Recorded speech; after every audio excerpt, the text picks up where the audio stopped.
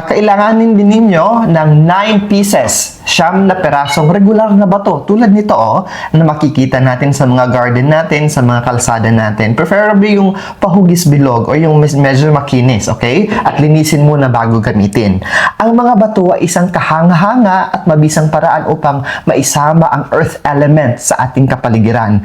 Ang grounding energy na ibinibigay o dinudulot ng mga batong ito ay makakatulong na magdadala ng kapayapaan, kasaganahan at pag-unlad. Ang kanilang koneksyon sa tubig na nauugnay sa kayamanan ay magdudulot ng maraming positibong pagbabago sa ating buhay ngayong 2025. Kaya isinama natin ang mga bato. Ang mga batong ito ay perpektong halimbawa na kung ano ang maaaring mangyari kapag ang tubig at lupa ay magsama. Dalawang elemento na magtutulungan sa paglikha ng isang bagay na maganda, natural,